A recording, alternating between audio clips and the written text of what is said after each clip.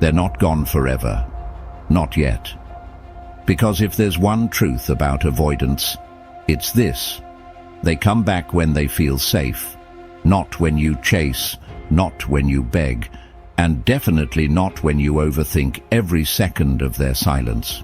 See, avoidants are like seasons, predictable in their cycles, but maddeningly unpredictable in their timing. They pull away not because they hate you, but because they fear the weight of connection. And here's the kicker, their return.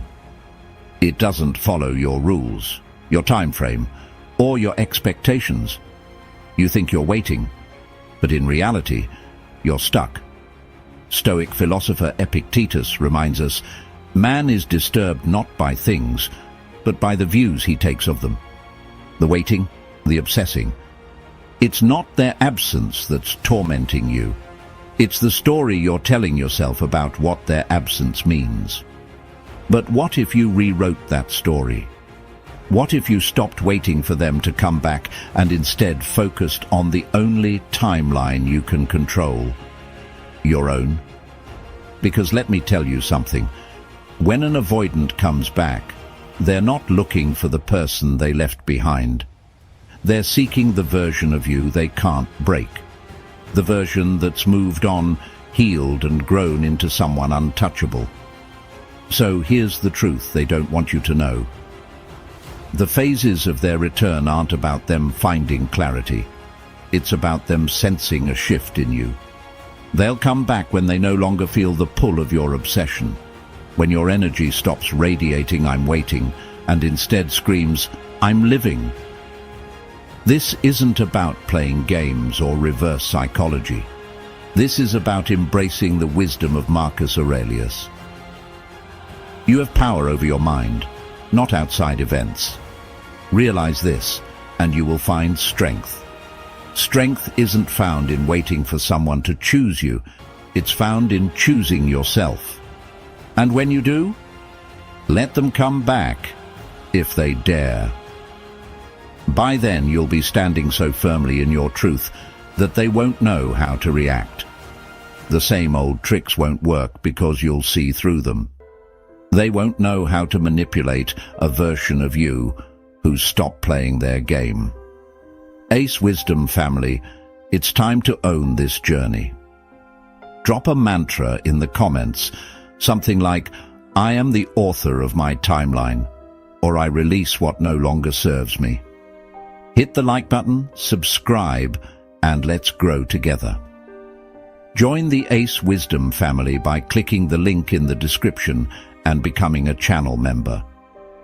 Together, we'll create videos that don't just inspire, they transform. Remember, we're aiming for the top. Together, we rank as the highest.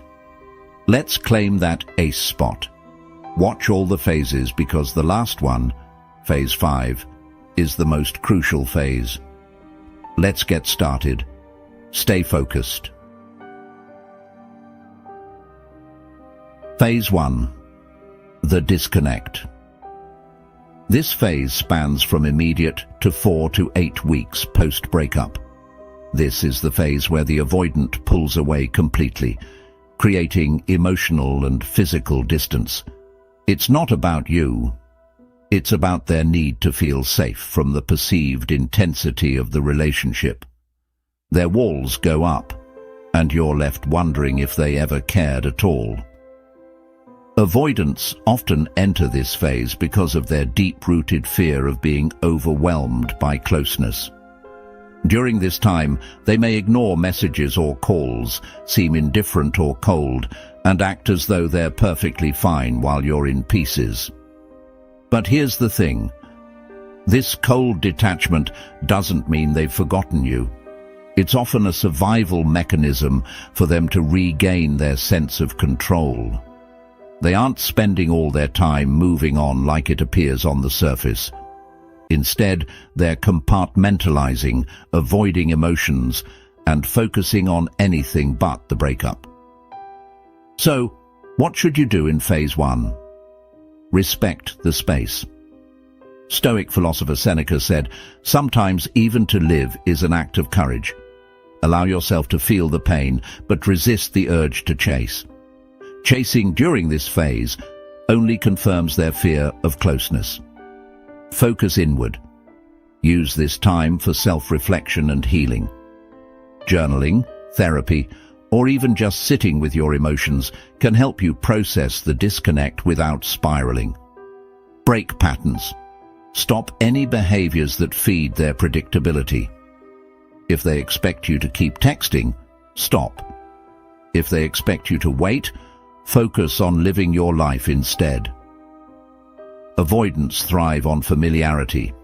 When you become unpredictable by stepping into your power, you set the stage for a shift in their thinking. This phase might feel endless, but its time frame is often tied to their realization that the comfort of distance isn't filling the void. They'll start to notice your absence when you're no longer playing their game. The clock on phase 1 isn't about waiting for them to miss you. It's about using this time to grow into someone they can't overlook when they do. Phase 2. The curiosity. This time frame spans from 2 to 6 months post-breakup. As time passes and the intensity of the initial disconnect begins to fade, the avoidant starts to feel a subtle shift. This is when their thoughts begin to circle back to you, not because they're ready to reconnect fully, but because your absence starts to feel real. Curiosity sets in, not necessarily about your life, but about your emotional state. Are you still there? Do you still care? Have you moved on? During this phase, avoidants may reach out casually, often under the guise of something trivial like, "Forgot to ask. Do you still have that book?" They might lurk on your social media, watching stories or liking old posts. They test the waters with indirect communication, such as commenting on mutual friends' posts or dropping breadcrumbs of interest. Their curiosity isn't always driven by a desire to reconcile. It's often about reassurance. They want to confirm you're still emotionally available, even if they aren't ready to fully step back into your life. What to do in phase 2? Stay centered. As Epictetus said, "It's not what happens to you, but how you react to it that matters." If they reach out, keep your responses calm and measured. Don't over-explain or fall into old patterns of over-availability. Guard your progress. This is a critical point where many people undo their healing by mistaking their curiosity for genuine intent. Keep in mind, curiosity isn't commitment. Keep living your truth. When they sense that you're no longer revolving your world around them, their curiosity shifts into something deeper: doubt. They begin to wonder if they've truly lost you. The time frame for this phase varies depending on how strongly you've reasserted your independence. The less predictable you are, the quicker they'll feel the emotional pull of your absence. If they don't see signs of your old behaviors, like constant messaging or obvious waiting, their curiosity grows stronger, setting the stage for the next phase. Remember, this is their phase to start questioning their choices, not yours to prove your worth. Let them wonder. Phase 3. The doubt. This time frame spans from 6 to 12 months post-breakup. By this stage, the avoidant begins to question their decision to leave. The space they once craved no longer feels liberating. It feels empty. The distractions they use to suppress their emotions aren't as effective, and the reality of your absence begins to sink in. They start to wonder if letting you go was a mistake, but they may still be hesitant to act on these feelings. Doubt is the first crack in their emotional armor. During this phase, avoidants may reflect on the relationship, focusing on the good moments rather than the conflicts that triggered their withdrawal. They might reach out more frequently or more emotionally, testing how receptive you are. They could express subtle regret or nostalgia, such as bringing up shared memories or asking how you're doing in a way that feels deeper than before. This phase is often marked by internal conflict. They're unsure if reaching out fully is safe. They fear rejection, vulnerability, or repeating the same patterns. However, they're no longer as comfortable with the distance as they were in the earlier phases. What to do in phase 3? Stay grounded. As Marcus Aurelius taught, you have power over your mind, not outside events. Their doubt isn't an invitation to dive back into the relationship immediately. Take your time to assess their intentions and whether their actions align with true growth. Maintain boundaries. If they're reaching out, ensure that it's not just to ease their guilt or confirm they still have access to you. Your boundaries are a sign of your self-respect, and they'll respect you more for holding firm. Observe. Don't react. Let their actions speak louder than their words. Are they showing consistent effort, or are they still testing the waters? True doubt in their decision should lead to meaningful steps forward, not breadcrumbs. The time frame for this phase varies depending on their emotional growth and your ability to maintain distance and clarity. If you've continued to live your truth and demonstrate self-respect, their doubt can intensify, leading them to make a move toward genuine reconciliation, or to realize they're not ready to meet your standards. Remember, this phase is about them questioning their past choices, not you proving your worth.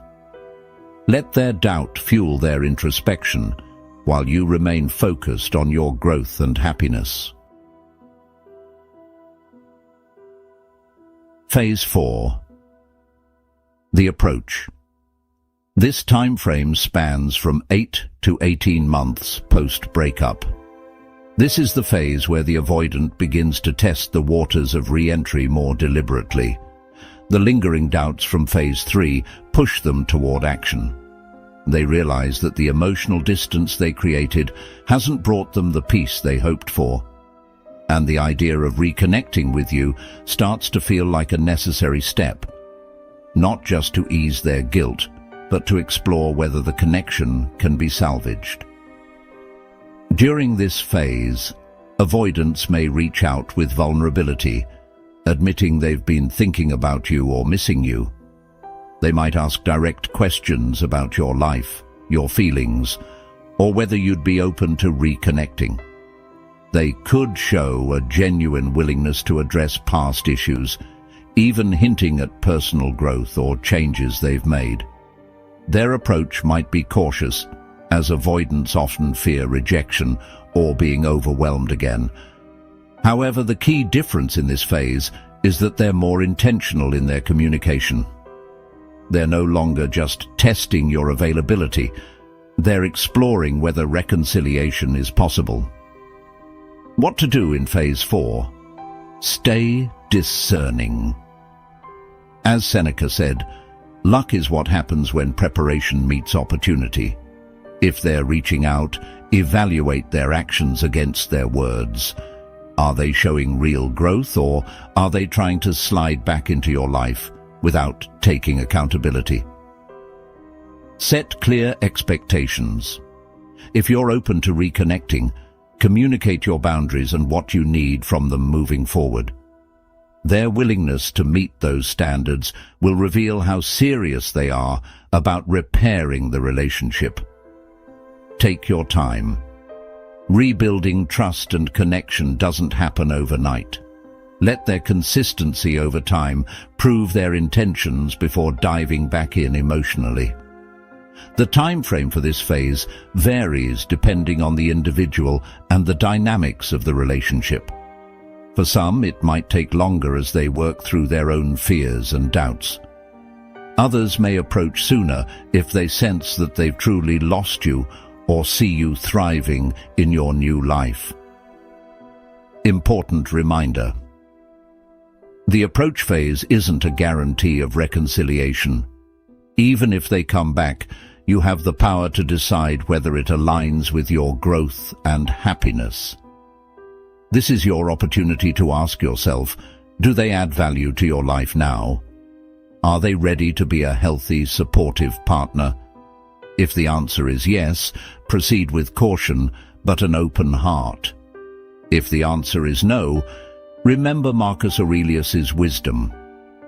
The happiness of your life depends upon the quality of your thoughts. Don't let their return disrupt the peace and progress you've built. This phase is your moment of truth. Stand strong in your boundaries. Live your truth. And remember that you are the one in control. Phase 5. The rekindling or the release. This time frame spans from 12 to 24 months post-breakup.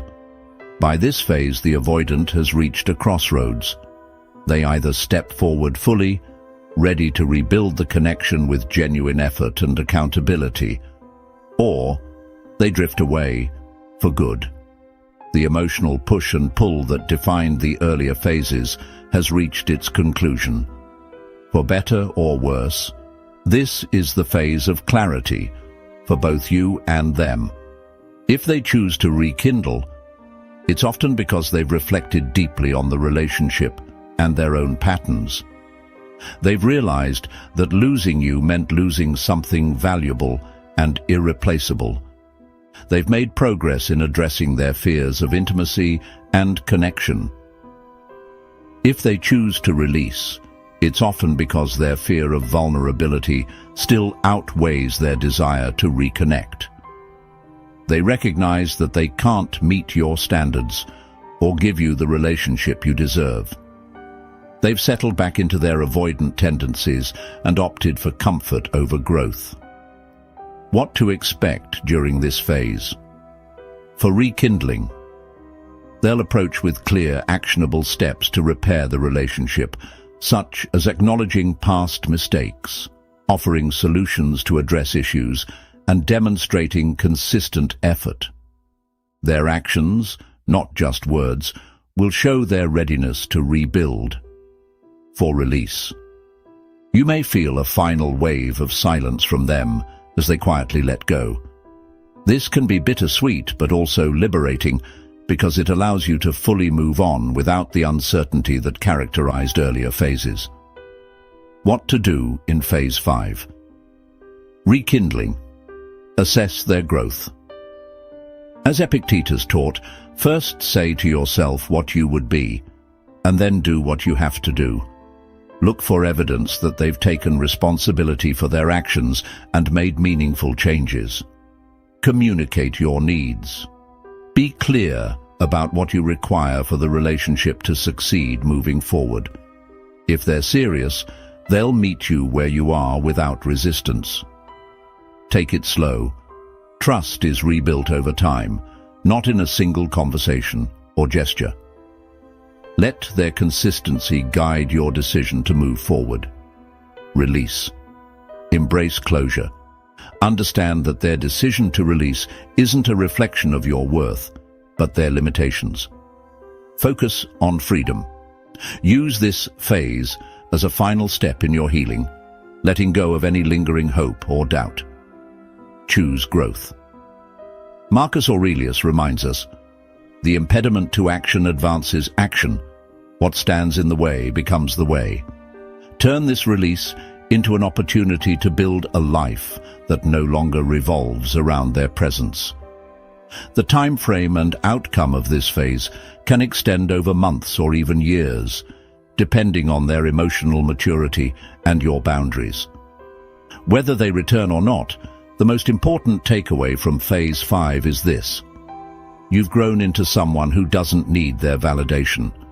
Their rekindling or release is secondary to the fact that you've reclaimed your power.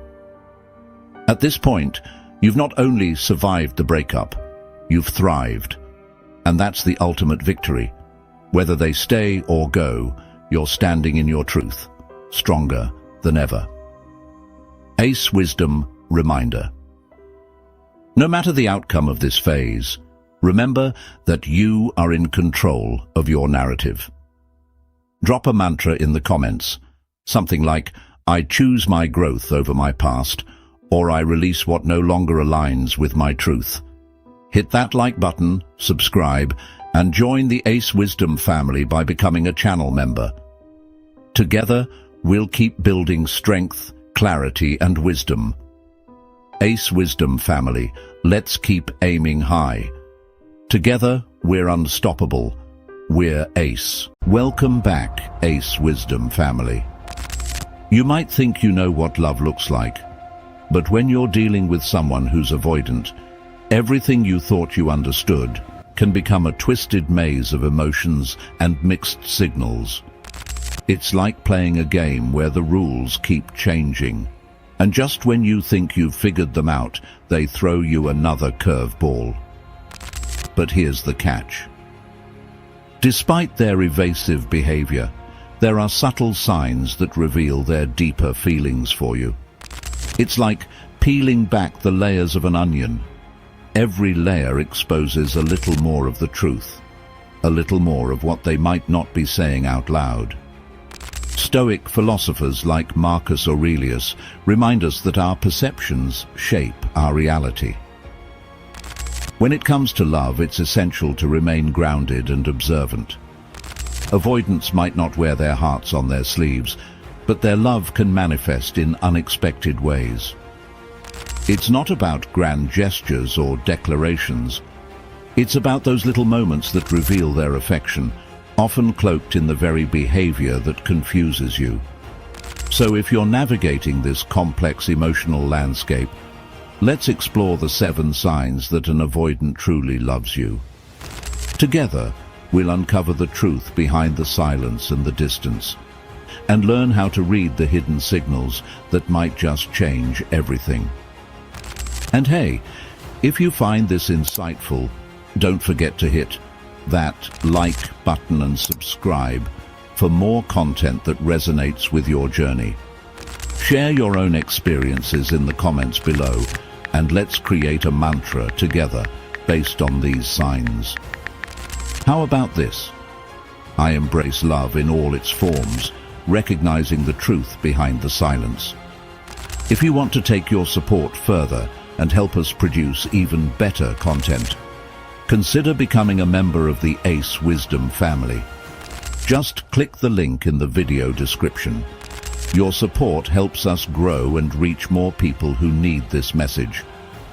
Now, let's dive into those signs. Stay focused.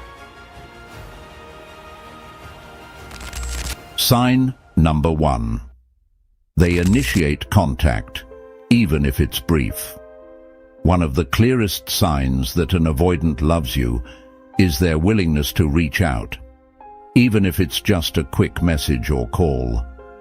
Avoidants often struggle with intimacy and fear of being vulnerable, which can lead them to pull away or avoid deep emotional connections. However, when they make the effort to initiate contact, it signifies that you hold a special place in their hearts. Think about it. In a world where they could easily retreat into their shells, they're choosing to break that silence, even momentarily. This isn't just a casual interaction. It's a window into their desire to stay connected with you. It shows that despite their fears, they value the relationship enough to maintain a line of communication, even if it feels superficial at times. The philosopher Epictetus teaches us that we can control our actions, but not the outcomes. By reaching out, the avoidant is taking a courageous step toward connection, showing you that they care, even if they can't fully articulate it. Their messages might come wrapped in humor, light-heartedness, or even slight sarcasm, but underneath, there's a sincere intention to keep the relationship alive.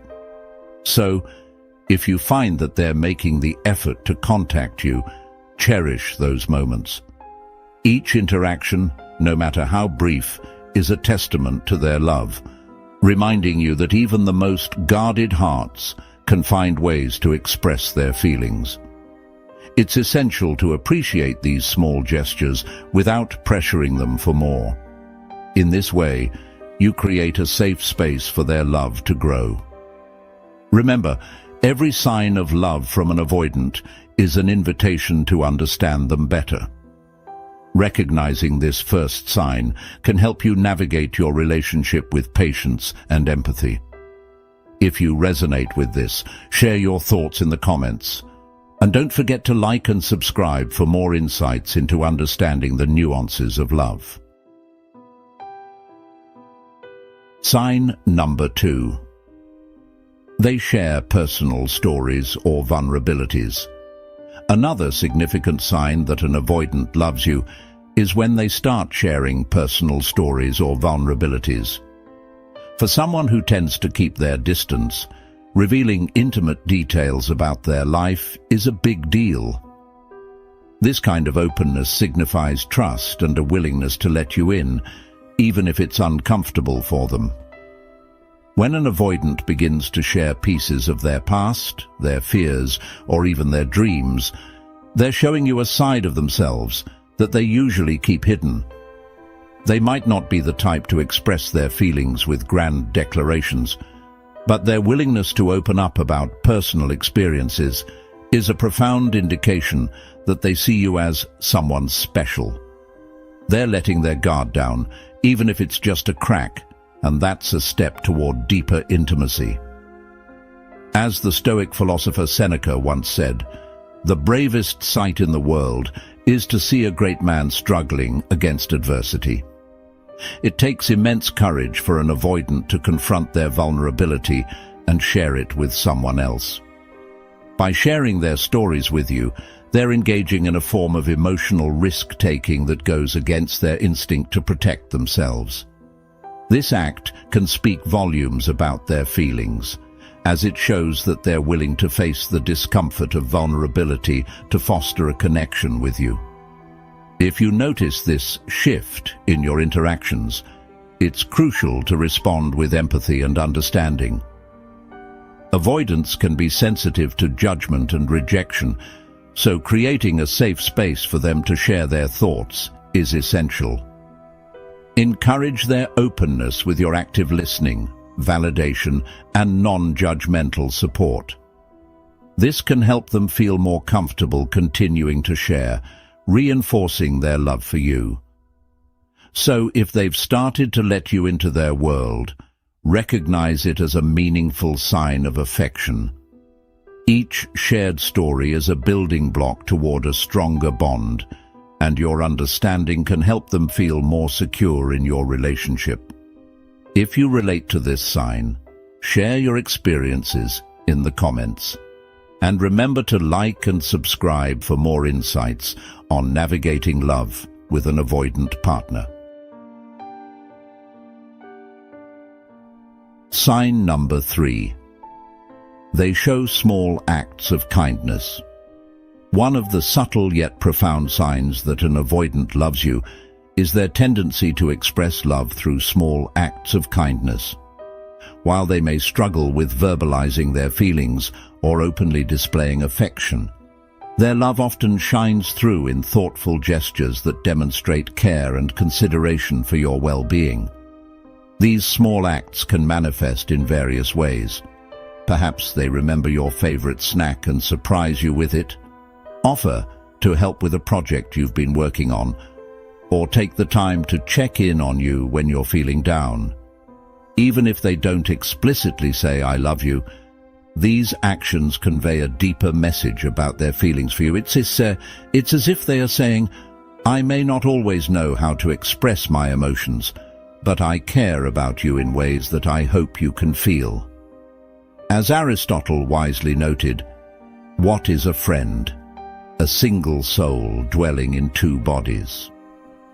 When avoidants perform these acts of kindness, they're acknowledging a connection that transcends words. Their love language may not align with the more traditional forms of affection, but it's rooted in a genuine desire to make your life better in little ways. These gestures often speak volumes, revealing the depth of their feelings and their commitment to you. However, it's essential to appreciate these acts without pushing for more overt displays of affection. Understand that for an avoidant, the journey toward emotional intimacy can be a slow one. They may feel overwhelmed by the idea of expressing their love in grandiose ways, but that doesn't mean their feelings aren't real or profound. Instead, each act of kindness is a small step toward deepening your bond. So if you find yourself on the receiving end of these thoughtful gestures, take a moment to acknowledge and appreciate them. Recognizing these small signs can strengthen your connection and help the avoidant feel more comfortable expressing themselves further. If you've experienced this in your relationship, share your stories in the comments. And remember to hit that like button and subscribe for more insights into understanding the complexities of love with an avoidant partner. Sign number 4. They make time for you, even when it's hard. One of the most telling signs that an avoidant loves you is their willingness to make time for you, even when it feels challenging. Avoidants often have busy lives or may struggle with prioritizing relationships due to their fear of closeness. However, when they consciously carve out time in their schedules for you, it reflects a deeper commitment and a desire to nurture your connection. When an avoidant chooses to spend time with you, they're making a statement, "You matter to me." This can manifest in various ways, whether it's attending a gathering you invited them to, setting aside a regular date night, or even just making a point to check in and chat, despite their hectic life. These moments might seem simple, but they signify that they are valuing your relationship enough to make adjustments in their life. As the Stoic philosopher Marcus Aurelius famously stated, "You have power over your mind, not outside events." Realize this, and you will find strength. When avoidants choose to prioritize time with you, they are exercising their agency to foster a connection, despite the internal challenges they may face. It takes courage for them to step out of their comfort zones and invest in the relationship, knowing that vulnerability is inherent in these moments. However, it's essential to recognize that their way of making time might differ from what you expect. They may not always be available for long, drawn-out dates or deep conversations, but their effort to be present, even for shorter, meaningful interactions, demonstrates their love. Embrace the time they give you, and appreciate that it may be their way of slowly bridging the gap between their fears and the love they feel for you. So, if you notice that they're making the effort to be in your life, no matter how limited that time may be, understand that it's a significant sign of their affection. Every moment spent together is an opportunity to deepen your bond and reinforce their commitment to you. If you relate to this sign, share your experiences in the comments. And don't forget to like and subscribe for more insights on understanding love from an avoidant perspective. Sign number 5. They communicate in their own way. One of the significant signs that an avoidant loves you is their unique way of communicating. While they may not express their feelings through traditional romantic gestures or heartfelt declarations, their style of communication can convey their affection more subtly. This might include sharing articles that resonate with them, sending you funny memes, or even initiating deep conversations about topics that matter to them. When an avoidant opens up to you, it's their way of connecting without the pressure of direct emotional vulnerability.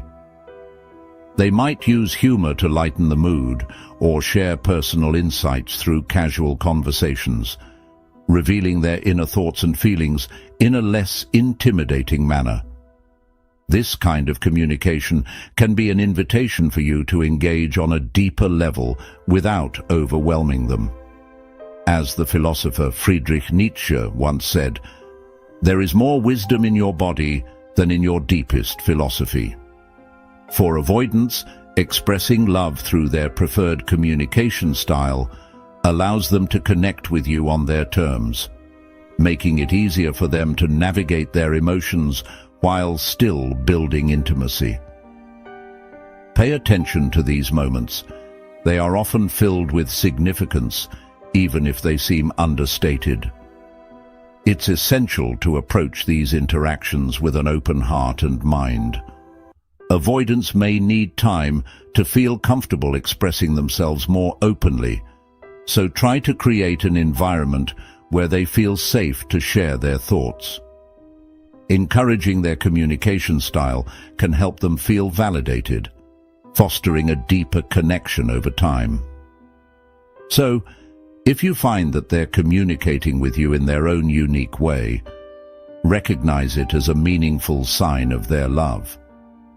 Each exchange is an opportunity to deepen your understanding of each other and build trust in your relationship. If you relate to this sign, share your experiences in the comments. And remember to like and subscribe for more insights into the intricacies of love with an avoidant partner.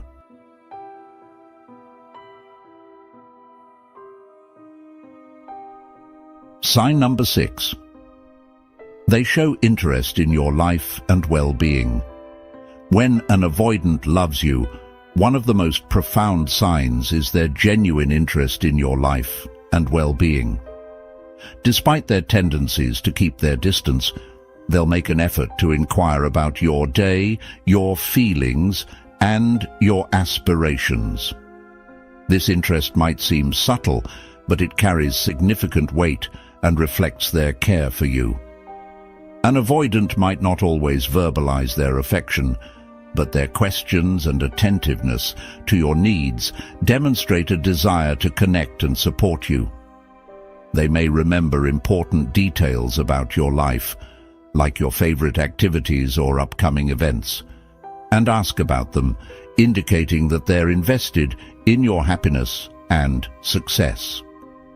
As the Stoic philosopher Epictetus said, "We have 2 ears and 1 mouth, so that we can listen twice as much as we speak." This philosophy rings true for avoidants. When they take the time to listen and engage with you, it's a sign that they value your thoughts and feelings, even if they struggle with sharing their own.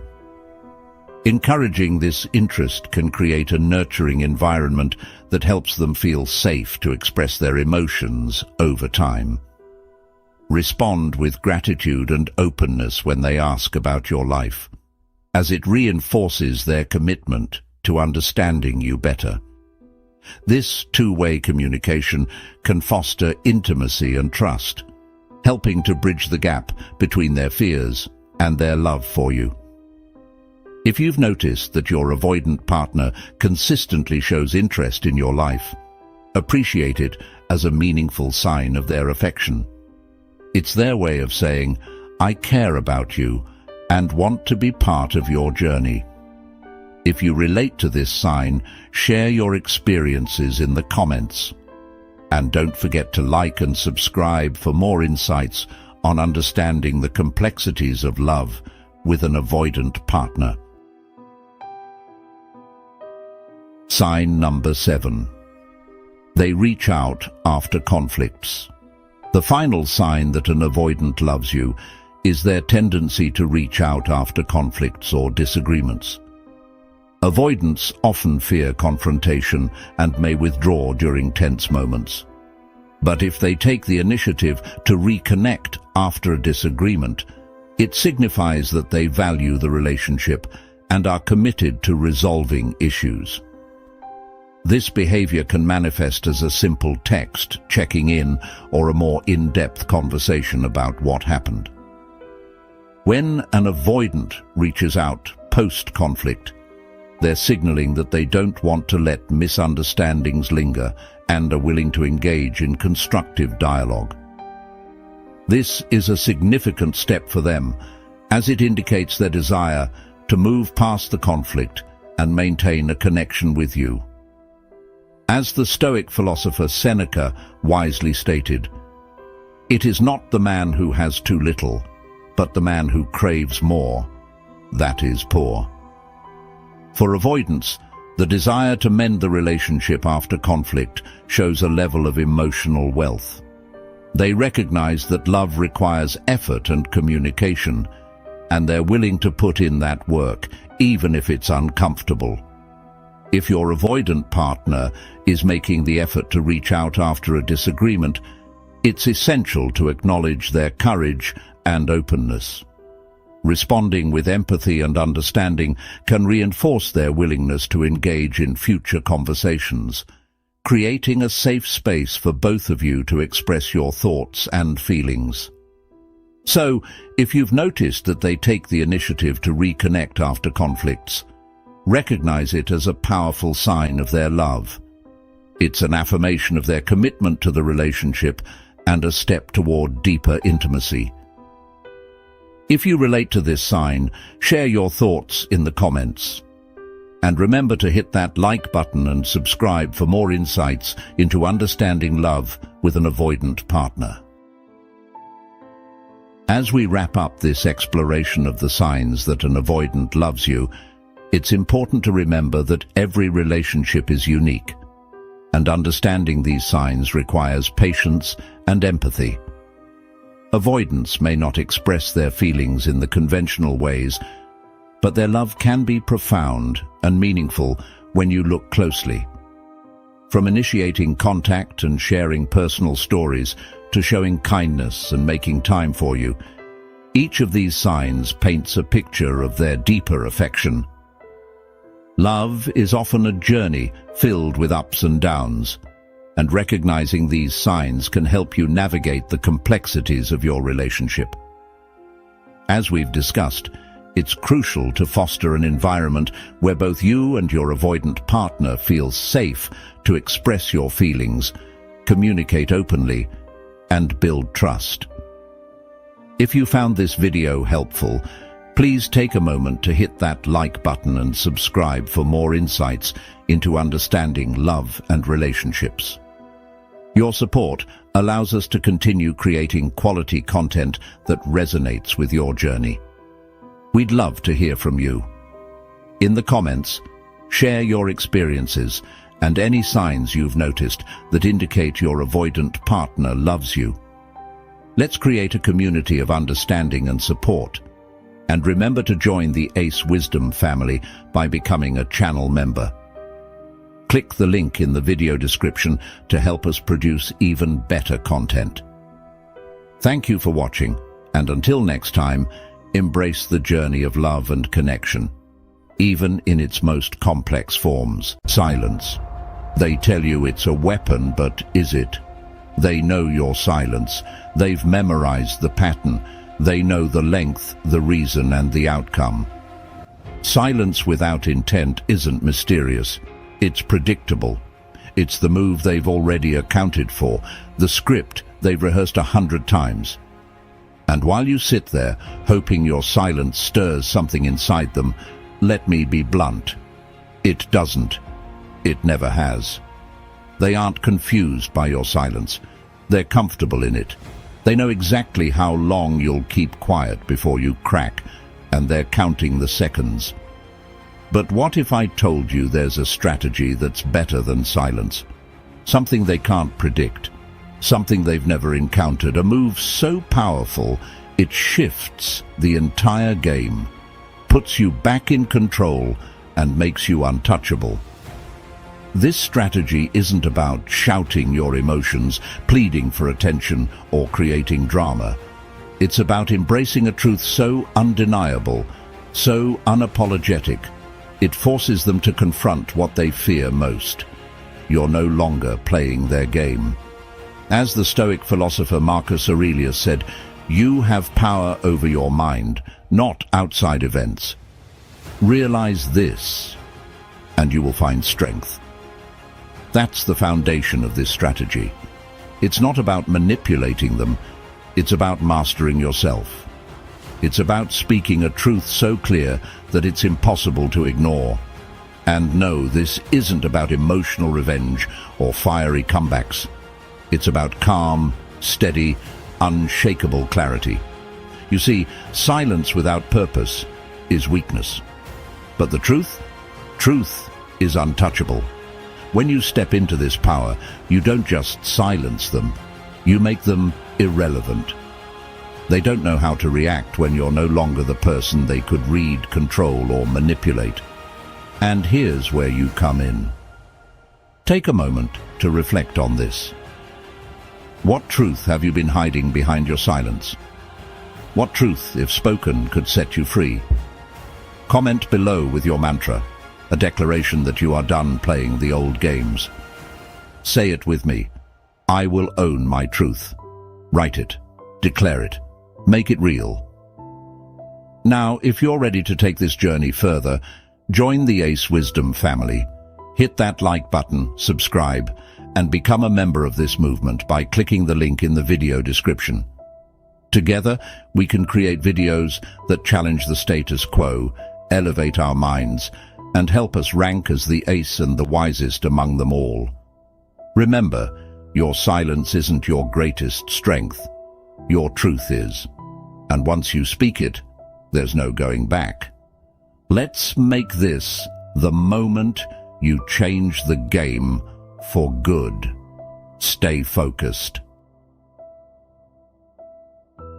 Better than silence is the power of unapologetic truth. You've been told that silence is strength, that it makes you mysterious, unpredictable, or even powerful. But here's the uncomfortable truth. Silence, when used as a shield, is just another way of avoiding the inevitable. It's not power, it's hesitation. Strategy 1 is simple, but life-altering. Stop relying on silence and start using unapologetic truth. Not truth laced with emotion or hidden agendas, not truth that begs for validation or understanding, but raw, unfiltered, unapologetic truth. The kind that makes you untouchable. Why does this work? Because truth is the ultimate disruptor. It shifts the narrative from their control to your freedom. When you state your truth calmly and with conviction, you remove their ability to guess, manipulate, or exploit. They're left with nothing to fight against because there's no game to play anymore. You've rewritten the rules, and suddenly, they're the ones who are silent. How do you apply this? Recognize your truth. What have you been avoiding saying, even to yourself? What's the reality that you've been trying to mask with silence or passive behavior? Own it. Deliver it without drama. Truth doesn't need a stage or an audience. It doesn't need to be loud or aggressive. It just needs to be clear and direct. Detach from their reaction. This is key. Their response to your truth doesn't matter. The power lies in you speaking it, not in how they handle it. As the Stoic philosopher Epictetus said, freedom is the only worthy goal in life. It is won by disregarding things that lie beyond our control. And what's beyond your control? Their opinion of you, their reaction to your words, their interpretation of your silence. Forget it all. Focus on owning your truth. This strategy isn't about creating conflict. It's about creating clarity. When you speak your truth, the world stops being a battlefield and becomes a mirror. The games end, and you can finally walk away, knowing you've said what needed to be said. Not for them, but for you. So here's your challenge. In the comments below, write a mantra based on this strategy.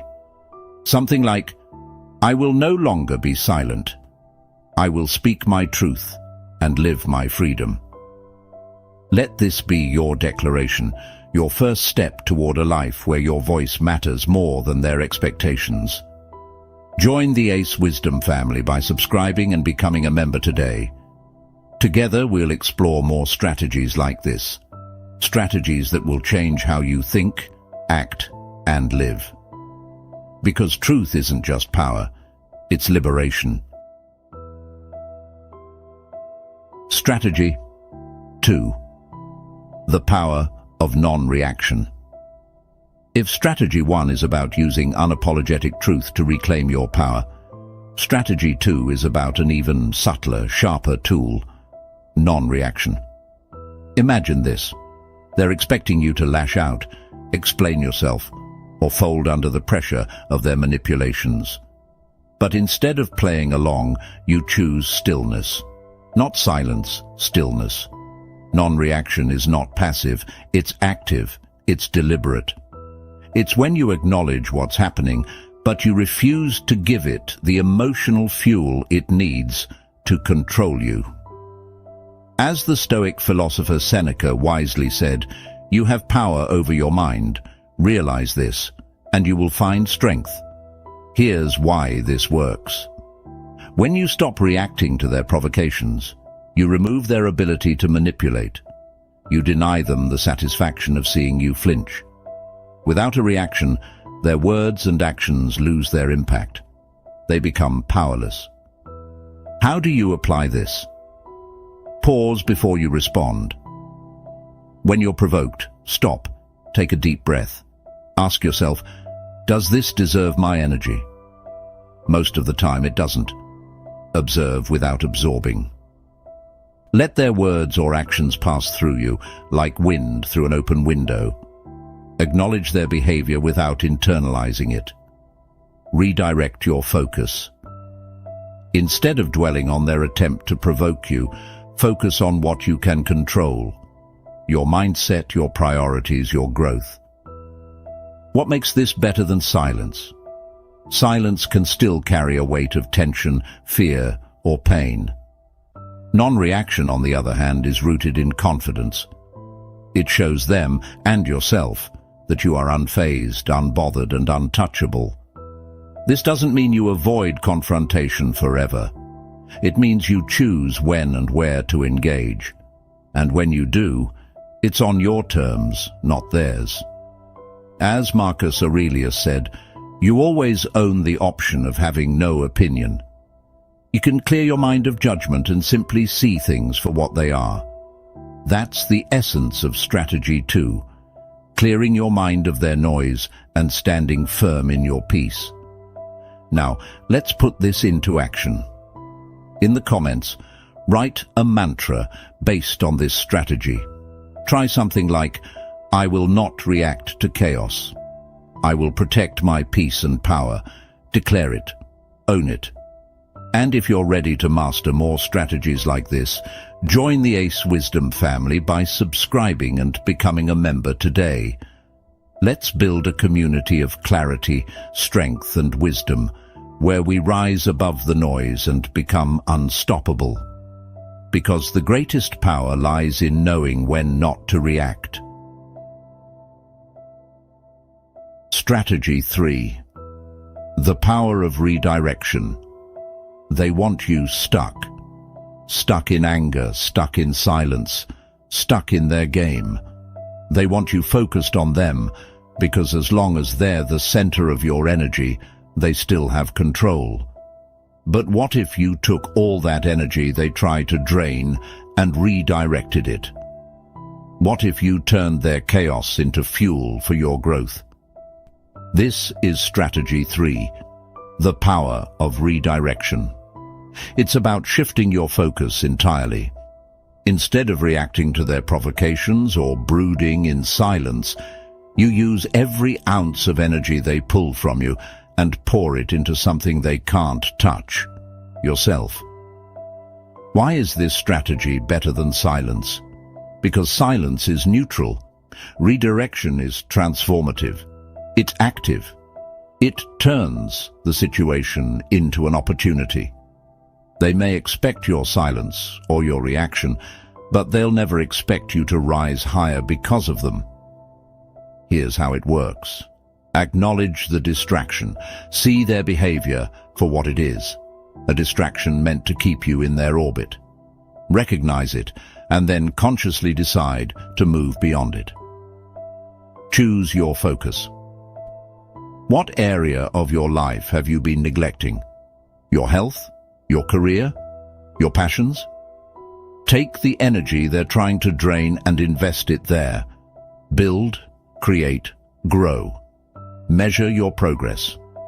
Track how far you've come every time you redirect your focus. This isn't about them. It's about proving to yourself that no one controls your path but you. Why does this work?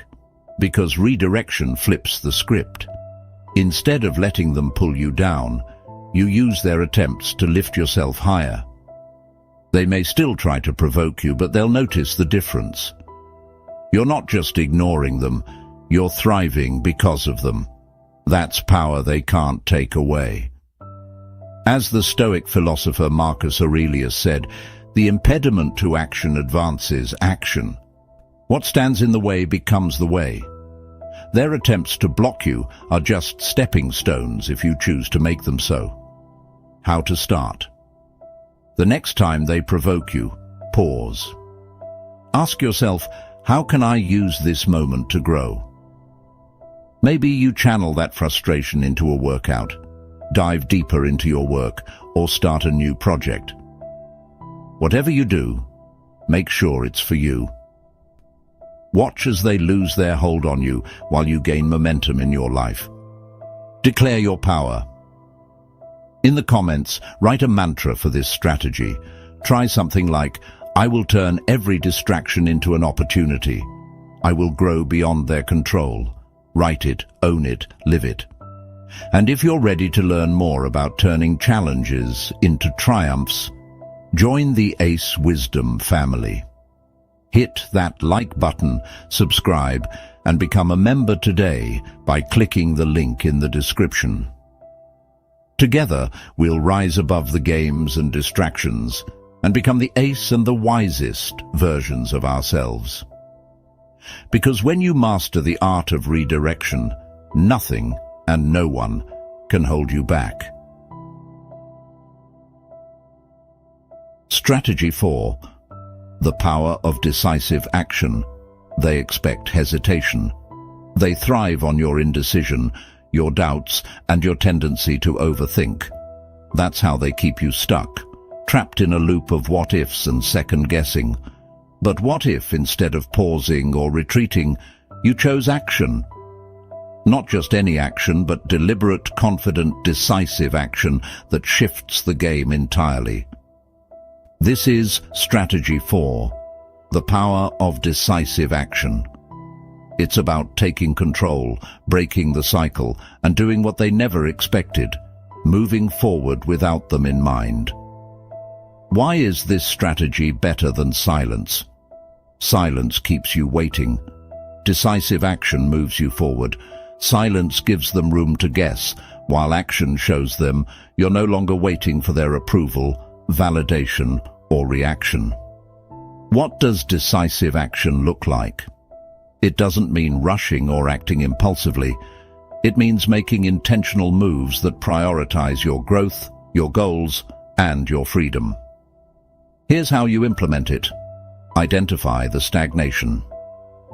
What area of your life have they, or your situation with them, been holding back? A project, a decision, a personal goal? Pinpoint where you've felt stuck. Make a bold move.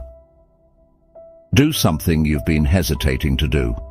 Start the business, have the tough conversation, block their number, or walk away from a situation that no longer serves you. Focus on momentum. Once you take that first step, keep going. Don't overthink. Keep building on your progress. Why does this work? Decisive action shocks them, and maybe even you. It says, I am no longer playing your game, waiting for your response or seeking your validation. It shifts the power dynamic entirely. They're left scrambling to understand how you've moved on, while you're already 3 steps ahead, creating a life that's yours alone. As the Stoic philosopher Seneca said, life is long if you know how to use it. Decisive action ensures you're using it, not wasting it in hesitation. How to start? The next time you feel stuck, ask yourself, what can I do right now to reclaim my power? Then do it, without waiting for the perfect moment or the right conditions. Claim your power. Write a mantra in the comments to commit to decisive action. Something like, I will act with purpose. I will take control of my life today. Make it real. Declare it. And if you're ready to dive deeper into strategies that push you forward, join the Ace Wisdom family. Hit that like button, subscribe, and become a member today by clicking the link in the description. Together, we'll take bold steps toward becoming the ace and the wisest versions of ourselves.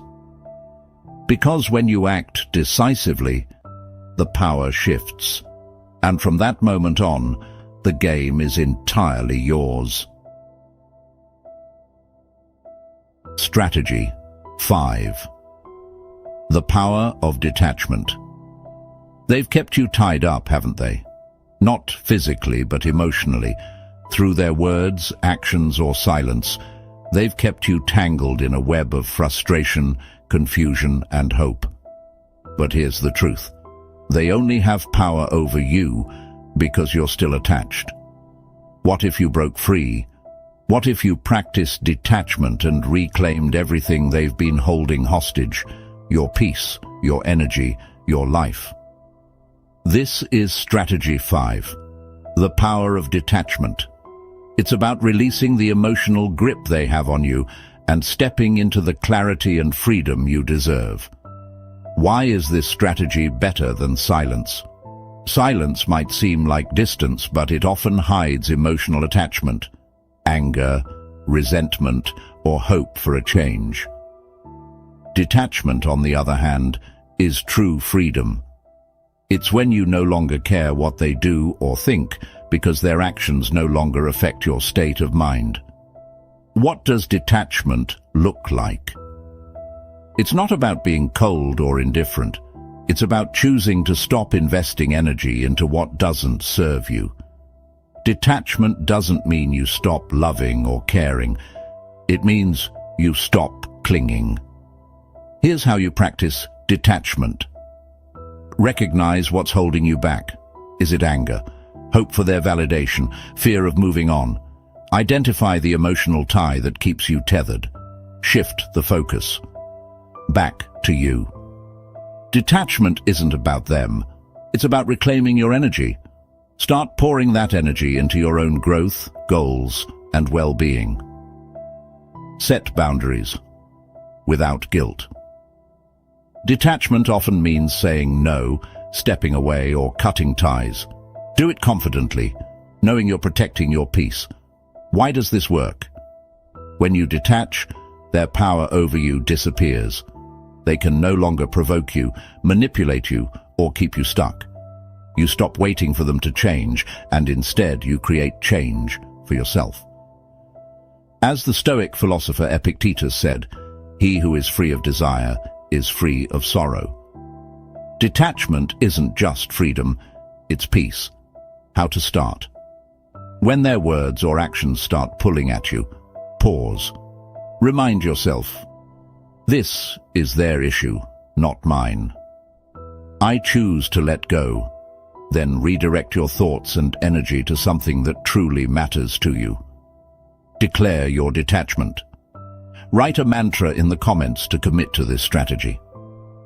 Try something like, I release what doesn't serve me.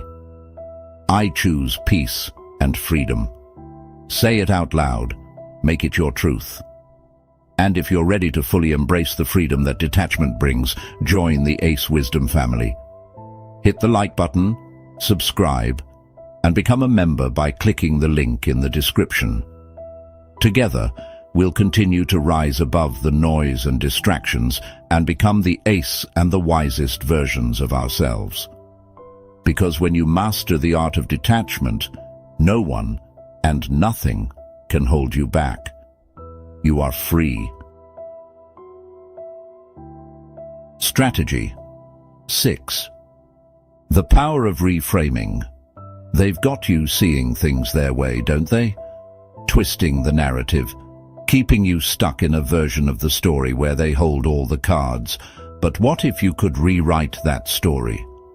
What if you could take everything they've done, the pain, the rejection, the mind games, and reframe it into something empowering? This is Strategy 6, the power of reframing. It's not about ignoring what happened, it's about changing how you see it, how you feel about it, and most importantly, how you move forward from it. Why is this better than silence? Silence keeps you in the shadows, waiting for them to notice, feel guilty, or change. Reframing pulls you out of that mindset entirely. It turns the situation into a stepping stone, not a weight. It shifts the focus from what they did to what you will do with it. What does reframing mean? It's the art of changing perspective. Instead of seeing yourself as the victim of their actions, you see yourself as the survivor, the learner, the one who grew stronger because of it. Here's how you do it. Rewrite the narrative. Look at the situation and ask yourself, what did I gain from this? Maybe it taught you a lesson, revealed your strength, or showed you what you deserve. Focus on that. Turn pain into power. Let their actions be the reason you rise, not the reason you stay stuck. Use the hurt to fuel your growth, whether it's in your career, your relationships, or your personal development. Make it about you. Reframing isn't about them. It's about taking back your story and making yourself the hero of it. Why does this work? Because reframing gives you control. It stops the cycle of blame and resentment and replaces it with clarity and empowerment.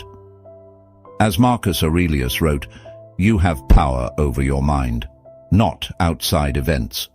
Realize this, and you will find strength. How to start? Think of one situation where their actions hurt you or held you back. Now ask yourself, how did this make me stronger or wiser? Write it down. Say it out loud. Own it. Next, take one action that reflects this new narrative. Prove to yourself that their actions don't define you. Your response does. Claim your reframing power. In the comments, write a mantra that reflects your new story.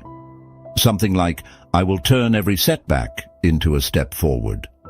My story is mine to write. Say it with conviction. And if you're ready to reclaim your story fully, join the Ace Wisdom family. Hit that like button, subscribe, and become a member today by clicking the link in the description. Together, we'll uncover the strategies that help you rewrite your life as the ace and the wisest version of yourself. Because when you master the power of reframing, no situation can break you. You don't just survive, you thrive. So now you know, silence isn't the answer. You have strategies, real strategies, to rise above their games and take back control of your life. Whether it's truth, non-reaction, redirection, decisive action, detachment, or reframing, each one gives you the power to choose something better than waiting, better than hoping, and far better than silence. But here's the thing. Knowing is only half the battle. The real transformation begins when you put these strategies into action. Because every time you do, you're not just breaking free from them. You're building a version of yourself they can't touch, can't predict, and can't control. Your next step? Take action.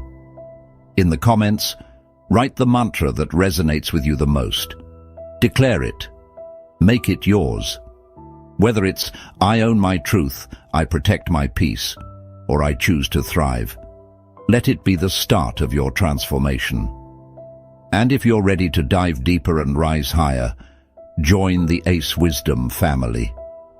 Hit that like button if this resonated with you.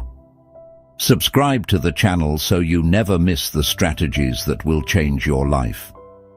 Become a member by clicking the link in the description to support our mission of helping you grow and thrive. Together, we'll rise to the top, the ace of the game, and the wisest among them all. Your power starts now. Your choice starts now. Let's keep rising. See you in the next video. Hello, friends. Welcome back to Ace Wisdom. Have you ever felt that gut-wrenching silence when your partner just seems to disappear behind a wall of avoidance? It's a familiar struggle for many of us in relationships with avoidant partners. You may think that by withdrawing your voice, you're striking a blow, but in reality, you're only tightening the chains that bind you to their indifference. Your silence becomes a comfortable blanket for them, shielding them from the very discomfort that could lead to growth. They've been here before. They know exactly how to maneuver through your silence like it's a well-rehearsed dance. What you might not realize is that this dynamic is not only frustrating, but also self-destructive.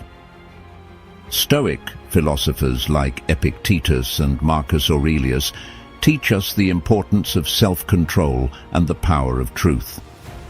Instead of allowing your silence to spiral into bitterness and resentment, it's time to reclaim your voice. When you stop hiding behind the veil of silence and instead speak your truth, you disrupt their game. You become the unpredictable force that they can no longer manage. You might wonder, what if they push back? Good. Let them try. Because this time, you'll be armed with the knowledge that your truth holds more power than their avoidance ever could. You're not here to punish them. You're here to liberate yourself. As the Stoics believed, we must focus on what we can control, and that's how we respond to our circumstances. So stop waiting for them to notice your absence. Stop making their fears your prison. Now, I want you to take a moment and declare this mantra with me. I will live my truth. Write it down in the comments below and own it. Hit that like button and subscribe for more insights that will help you navigate these emotional waters. And if you really want to deepen your understanding and support our mission, consider becoming a member of the Ace Wisdom family by clicking the link in the description. Together, we can elevate our wisdom and embrace the power that comes from self-acceptance and clarity. Join us on this journey, because when we support each other, we can rise as the highest, ace, and wisest among them all. Wisdom. Let's break the cycle of stonewalling and reclaim our relationships with strength and authenticity. Let's get started. Stay focused. Reason 1. Fear of intimacy and vulnerability. One of the primary reasons your avoidant partner may be stonewalling you is rooted in their fear of intimacy and vulnerability. For many individuals with an avoidant attachment style, emotional closeness can feel threatening. They have often learned to protect themselves by building walls, creating distance, and shutting down when faced with emotional discussions or conflict. This fear often stems from past experiences, such as being hurt in previous relationships, feeling neglected as a child, or witnessing unhealthy relationship dynamics. When confronted with situations that require emotional openness, like a disagreement or a request for deeper connection, they may instinctively retreat into silence. To them, stonewalling is a defense mechanism. It's a way to regain a sense of control over their emotions and environment. By shutting down, they avoid the discomfort of facing their feelings and the fear of being vulnerable.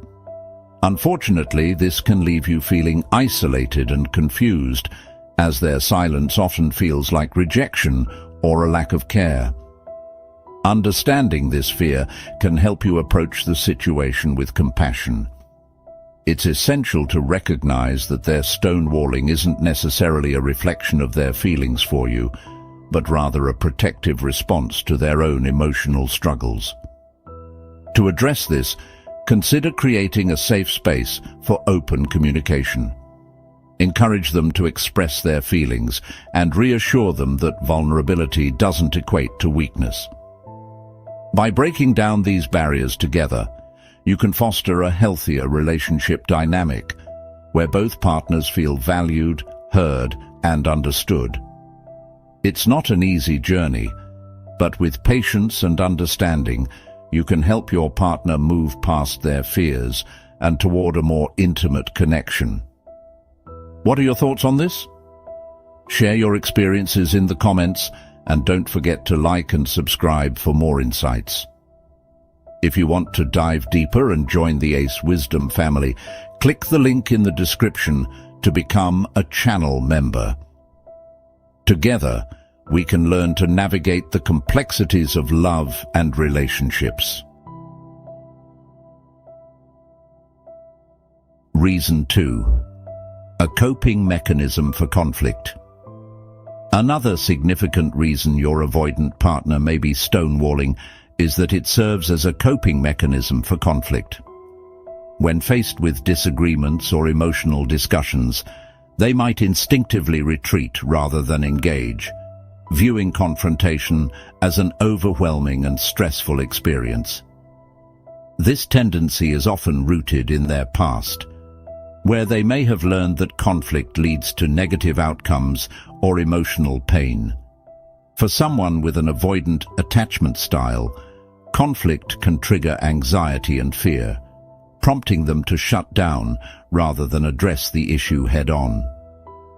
They may believe that silence will help avoid escalation, or that withdrawing will protect them from the emotional turmoil that often accompanies heated discussions. However, this avoidance creates a cycle of unresolved issues, leading to further distance in the relationship.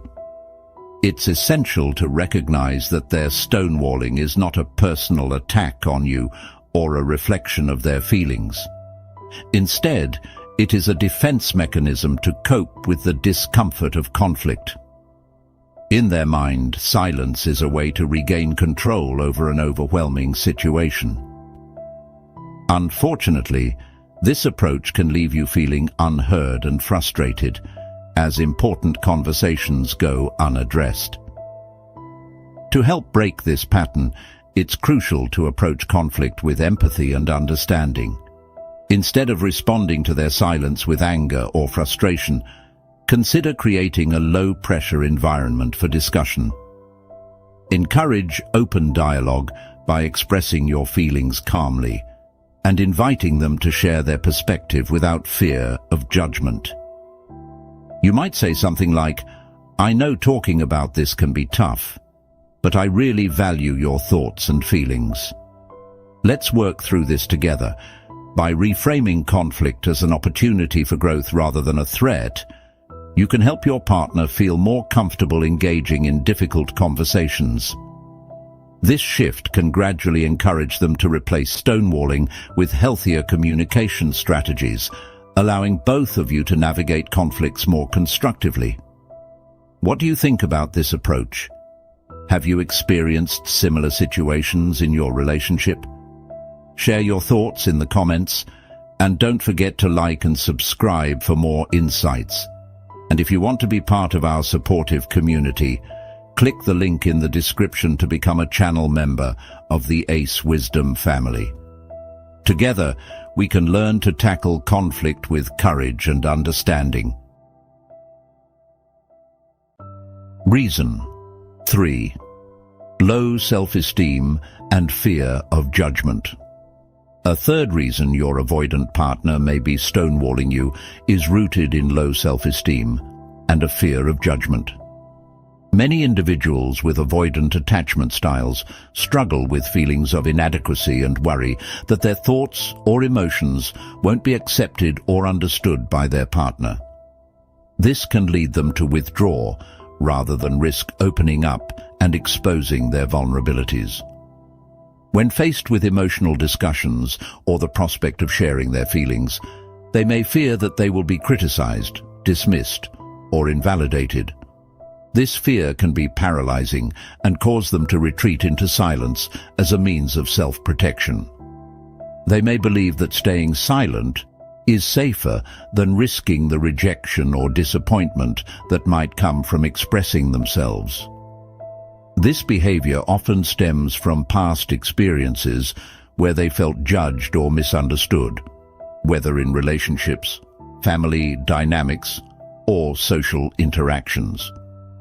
Over time, these experiences can contribute to a deeply ingrained belief that their opinions and feelings are unworthy of attention or respect. To help your partner overcome this fear of judgment, it's important to create a supportive and non-judgmental environment. Encourage them to share their thoughts and feelings by demonstrating patience and understanding. You might say, "I want you to feel safe sharing what's on your mind. I promise I won't judge you, and I genuinely want to understand how you feel." Additionally, practicing active listening can help them feel valued and respected. When they do share, be sure to validate their feelings, even if you don't necessarily agree with their perspective. This affirmation can go a long way in building their confidence and encouraging them to engage in open communication. As they begin to feel more secure in your relationship, they may gradually lower their defenses and become more willing to express themselves. This process can take time, so be patient as they work through their feelings of inadequacy and fear. Have you noticed this dynamic in your relationship? What steps have you taken to encourage open communication? Share your experiences in the comments below, and don't forget to like and subscribe for more helpful insights. If you want to support our mission and join the ACE Wisdom family, click the link in the description to become a channel member. Together, we can empower one another to embrace our true selves and foster healthier relationships. Reason 4. Learned behavior from past relationships. A fourth reason your avoidant partner may be stonewalling you is that it is often a learned behavior from past relationships. Many individuals with avoidant attachment styles have experienced situations where vulnerability led to negative outcomes, such as conflict, rejection, or abandonment.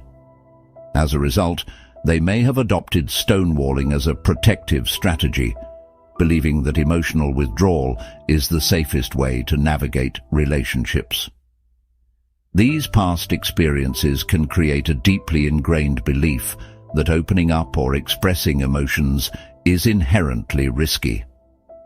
If their previous partners responded negatively to their feelings by arguing, dismissing them, or withdrawing themselves, your avoidant partner may have learned to associate emotional expression with pain and disappointment. Consequently, they resort to stonewalling when faced with emotional discussions or potential conflict, opting for silence over the perceived threat of vulnerability. Understanding this learned behavior is crucial for both you and your partner. It can help you recognize that their stonewalling isn't a reflection of their love for you. Instead, it's a coping mechanism developed in response to past experiences. To address this dynamic, it's important to cultivate a safe and supportive environment for communication. Reassure your partner that your relationship is different and that it's okay to express feelings without fear of judgment or retribution. You might say, "I know it can be scary to share your feelings, but I want you to know that I'm here to listen and support you no matter what." Additionally, work together to establish healthier communication patterns. Set aside dedicated time for open discussions, where both of you can share your thoughts and feelings without interruptions. This can help create a sense of safety that encourages your partner to lower their guard and engage in more meaningful conversations. As they begin to recognize that vulnerability in your relationship can lead to positive outcomes, they may gradually unlearn their stonewalling tendencies and develop a more open approach to communication. Have you seen this pattern in your partner's behavior? What steps have you taken to foster a more supportive environment? Share your thoughts in the comments, and don't forget to like and subscribe for more insights. If you want to join our community and help us create better content, click the link in the description to become a member of the ACE Wisdom family. Together, we can learn to break the cycle of learned behaviors and build healthier, more fulfilling relationships. Reason 5. Past trauma and attachment issues. A significant reason your avoidant partner may be stonewalling you is rooted in past trauma and unresolved attachment issues. Individuals with an avoidant attachment style often carry emotional scars from their early relationships, whether from caregivers, past romantic partners, or significant life events. These experiences can lead to a deep-seated fear of vulnerability, making it challenging for them to engage in open communication. When faced with emotional discussions, they may unconsciously associate vulnerability with potential pain or rejection, prompting them to retreat into silence. This behavior serves as a protective mechanism, allowing them to avoid the risk of being hurt again. Unfortunately, this self-protection often results in feelings of isolation for both partners and creates a barrier to intimacy. Understanding that your partner's stonewalling is often linked to their past can help you approach the situation with empathy. It's important to recognize that their withdrawal isn't necessarily a reflection of their feelings for you. Rather, it's a manifestation of their inner struggles. To support your partner in overcoming this barrier, it can be helpful to create a safe and nurturing environment where they feel secure enough to express their feelings. Encourage them to share their past experiences if they're comfortable doing so, and reassure them that you're there to listen without judgment. Acknowledge their feelings and validate their experiences, letting them know that it's okay to be vulnerable with you. In some cases, professional help, such as therapy, can be beneficial for individuals working through past trauma. Encouraging your partner to seek support can provide them with the tools they need to process their emotions and develop healthier communication habits. By being patient and understanding, you can help your partner navigate their past and foster a stronger, more resilient bond between the two of you. Have you noticed how past experiences affect your partner's behavior in your relationship? What strategies have you used to encourage open communication? Share your thoughts in the comments below, and don't forget to like and subscribe for more insights. If you want to be part of our supportive community, click the link in the description to become a channel member of the ACE Wisdom family. Together, we can learn to navigate our relationships with compassion and understanding. Reason 6. Fear of losing independence. Another reason your avoidant partner may be stonewalling you is their deep-seated fear of losing independence. For individuals with an avoidant attachment style, maintaining personal autonomy is often a top priority.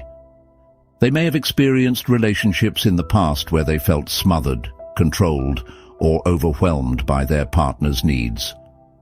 As a result, they might retreat into silence as a way to protect their sense of self and freedom. When discussions arise about feelings, commitment, or the future, Your partner may feel threatened by the possibility of losing their independence. They might worry that engaging in deep conversations will lead to expectations or demands that they aren't ready to meet. In their mind, stonewalling becomes a tactic to regain control over their own space and decisions, allowing them to avoid what they perceive as a loss of autonomy. This fear can create a challenging dynamic in your relationship, as their withdrawal can leave you feeling frustrated and unsupported. It's crucial to recognize that their stonewalling isn't necessarily a rejection of you or your relationship. Instead, it's a manifestation of their internal conflict between the desire for connection and the fear of losing their freedom. To address this concern, it's important to cultivate a relationship built on mutual respect for each other's independence. Encourage open conversations about boundaries, needs, and expectations, assuring your partner that you value their autonomy. You might say, "I want us to have a strong connection, but I also respect your need for space. Let's find a balance that works for both of us." Additionally, demonstrating that your relationship can coexist with personal independence is essential. Share your own interests and encourage your partner to pursue their hobbies and passions. When they see that they can maintain their individuality within the relationship, they may feel more secure in opening up and engaging in deeper conversations. By fostering a sense of balance and respect for independence, you can help your avoidant partner feel more comfortable navigating their fears and reduce their tendency to stonewall in the face of emotional discussions. Have you noticed this desire for independence affecting your relationship? How have you addressed it? Share your thoughts in the comments below, and don't forget to like and subscribe for more insights. If you want to support our mission and be part of the Ace Wisdom family, click the link in the description to become a channel member.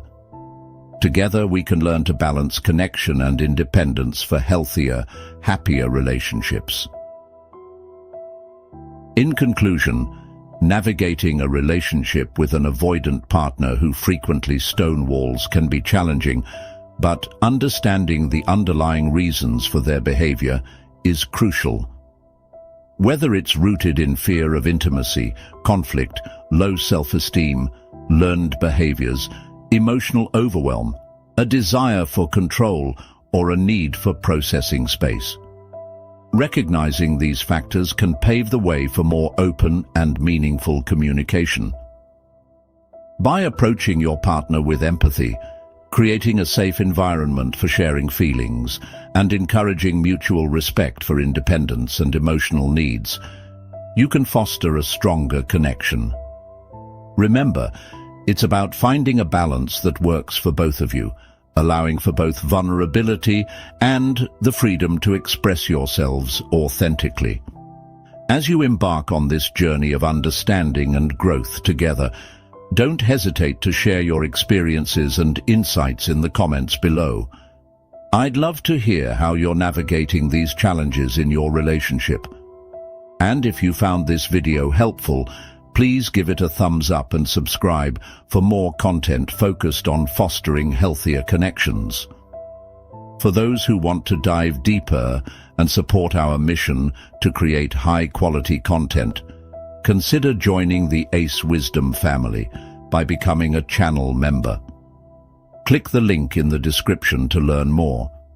Together, we can empower one another to build the kind of relationships that nurture both love and independence. Thank you for being part of this community. Remember, every journey is unique, so be kind to yourselves and each other as you explore the complexities of love and connection. Until next time, take care and keep striving for understanding and growth in your relationships. Hello, friends. Welcome back to Ace Wisdom.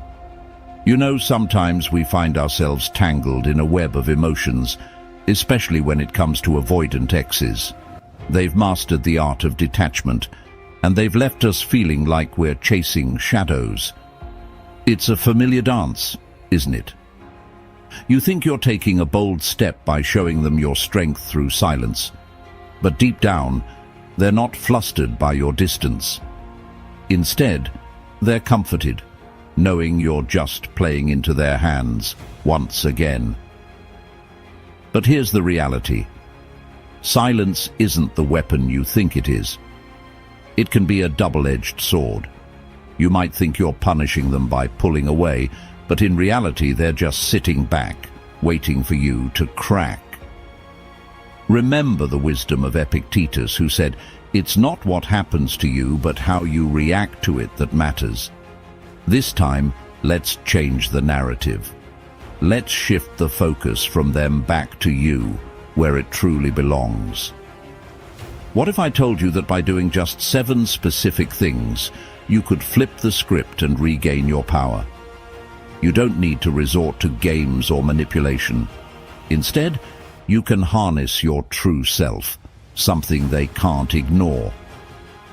It's all about redefining your approach and understanding that you have the tools within you to create the outcome you desire. By embodying your truth and setting firm boundaries, you become unpredictable, a force they can't easily read. Your silence has never been as powerful as your authenticity. As Marcus Aurelius said, the impediment to action advances action. What stands in the way becomes the way. Every obstacle in your path, whether it's the memories, the longing, or the fear of being vulnerable, can become a stepping stone toward your growth. Instead of waiting for your ex to notice your absence, you'll become the architect of your own emotional landscape. So, as we dive into these 7 transformative actions, keep in mind that the goal is not just to attract your ex back, but to empower yourself in the process. Each step will help you reclaim your sense of self-worth and autonomy, making it less about them and more about who you are becoming. When you start focusing on your own journey, you'll find that their hold over you weakens, and that's where true freedom lies. Are you ready to reclaim your narrative? If you are, hit that like button, subscribe, and let's embark on this journey together. I want to hear from you. Comment below with a mantra you'll use as you navigate this path. Maybe it's something like, "I am enough," or "I choose my own happiness." Whatever it is, let's manifest that energy. Also, consider joining our Ace Wisdom family by becoming a channel member. Your support helps us create better content and reach even more people. Together, we'll explore the wisdom that guides us toward healthier relationships and greater self-awareness. Let's get started on this empowering journey toward reclaiming our power and rediscovering our worth. Let's get started. Stay focused. The first and most crucial step to take if you want to encourage an avoidant ex to return is to establish firm boundaries.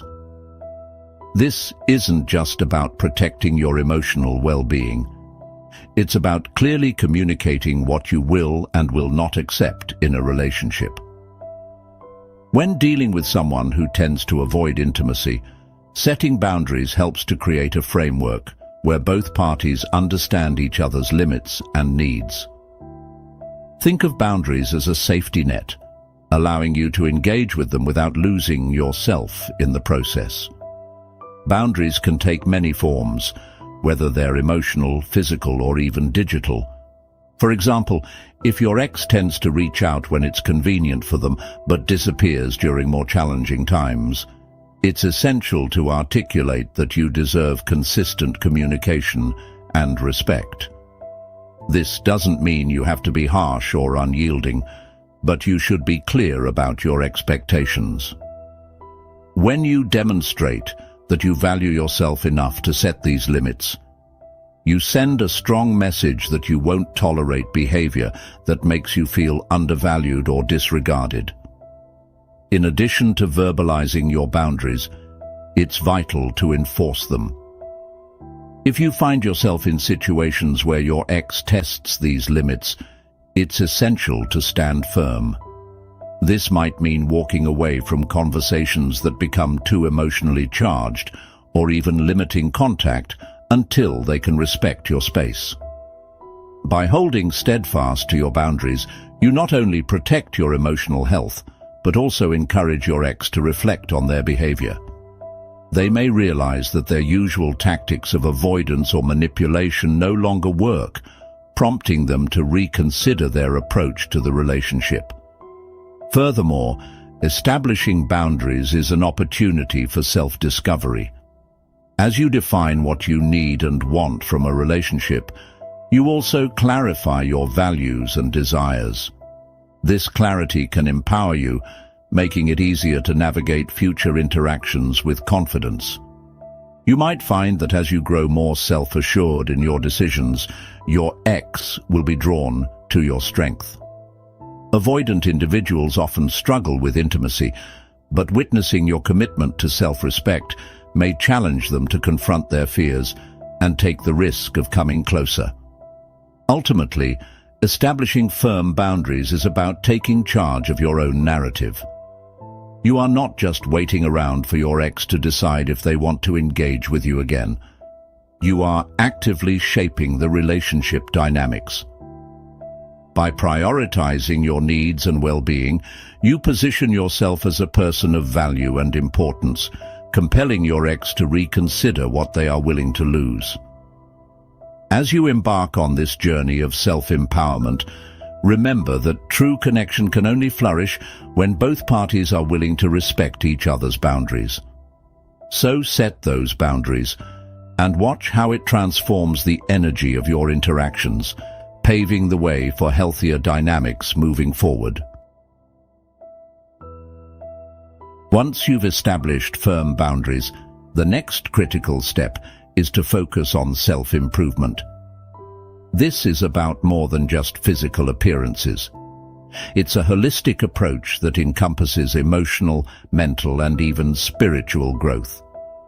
When you prioritize your well-being and invest time in bettering yourself, you create an attractive energy that can draw your avoidant ex back in. As the Stoic philosopher Seneca wisely stated, luck is what happens when preparation meets opportunity. By preparing yourself for the future, you make yourself more appealing, not only to your ex, but to anyone you encounter. Engaging in self-improvement can take many forms. Start by reflecting on areas of your life you feel could use some enhancement. This might involve pursuing new hobbies, engaging in physical fitness, or diving into educational opportunities. Perhaps you've always wanted to learn a new skill or take a class. Now is the time to seize that opportunity. By dedicating your energy to personal development, you not only boost your self-esteem, but also signal to your ex that you are thriving independently. This newfound confidence can be incredibly magnetic, as it showcases your ability to live a fulfilling life without relying on someone else for happiness. Additionally, consider investing time in emotional healing. The end of a relationship can leave emotional scars, and it's essential to acknowledge and work through these feelings. Journaling, therapy, or joining support groups can be excellent ways to process your emotions. As you confront and heal from past wounds, you become more emotionally resilient, which can lead to healthier interactions in the future. Acknowledge that healing is a journey, and every step you take contributes to your growth. When you show your ex that you are actively working on your emotional health, it may inspire them to reflect on their own patterns of avoidance. Self-improvement also means cultivating positive habits that enhance your overall well-being. This can include practicing mindfulness, engaging in regular physical activity, and surrounding yourself with supportive friends and family. As you build a more balanced and fulfilling life, you begin to exude an aura of positivity and strength that can be hard for anyone, including your ex, to ignore. The more you invest in yourself, the more you demonstrate that you are not only capable of being happy alone, but that you are also growing into the best version of yourself. Ultimately, focusing on self-improvement is about reclaiming your narrative and recognizing your own worth. This shift in focus not only benefits you personally, but can also create an irresistible allure for your avoidant ex. When they see you thriving and evolving, it may prompt them to reconsider their feelings and desires. Remember, the journey of self-improvement is a lifelong endeavor, but by taking the first steps today, you set the stage for a brighter future, whether it includes your ex or not. So embrace this opportunity for growth and allow it to be a powerful catalyst for transformation in your life. The third essential step in encouraging your avoidant ex to return is to cultivate emotional independence. This means learning to find fulfillment and happiness within yourself rather than relying on external sources, including your ex. Emotional independence is a powerful state of being. It signifies that you are whole on your own, which can be incredibly attractive to someone who may be afraid of intimacy. As the Stoic philosopher Epictetus said, "Wealth consists not in having great possessions, but in having few wants." When you can satisfy your emotional needs independently, you become less reliant on others for your happiness. To cultivate emotional independence, start by exploring your interests and passions. What brings you joy? What activities make you feel alive? Whether it's pursuing a hobby, volunteering, or spending time with friends, engaging in activities that fulfill you will help reinforce your sense of self. This journey of self-discovery allows you to develop a deeper understanding of who you are, what you enjoy, and what you want out of life.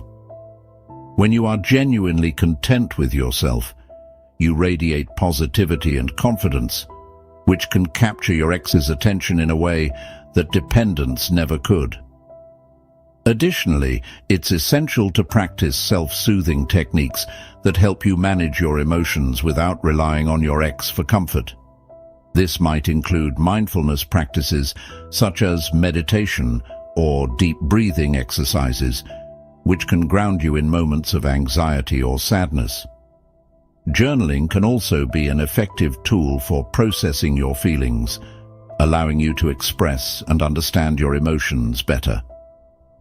By developing healthy coping mechanisms, you empower yourself to handle life's ups and downs with resilience, making you less likely to turn to your ex during challenging times. Emotional independence also involves setting realistic expectations for relationships. While it's natural to desire connection and companionship, it's crucial to remember that your happiness shouldn't hinge on someone else's presence or behavior. By prioritizing your own emotional needs, you can cultivate a more balanced approach to relationships. This shift not only benefits you, but can also make your ex reconsider their previous patterns. When they see you thriving independently, it may challenge their perception of what a relationship looks like, prompting them to rethink their avoidance. Finally, as you nurture your emotional independence, it's vital to communicate this shift to your ex if the opportunity arises. You don't need to broadcast your journey, but subtle changes in how you interact with them can demonstrate that you are no longer emotionally reliant on them. This can pique their curiosity and potentially draw them back into your orbit. By embodying emotional independence, you create an environment that fosters genuine connection, which may encourage your avoidant ex to reevaluate their feelings and consider returning to a relationship with you. Remember, the journey to emotional independence is empowering and enriching, paving the way for healthier connections in all areas of your life. The fourth step in your journey toward encouraging an avoidant ex to return is to practice open communication. This means expressing your thoughts, feelings, and desires honestly while also being receptive to what they have to say. Clear and effective communication is essential in any relationship, but it is especially important when dealing with avoidant individuals who often struggle with emotional intimacy.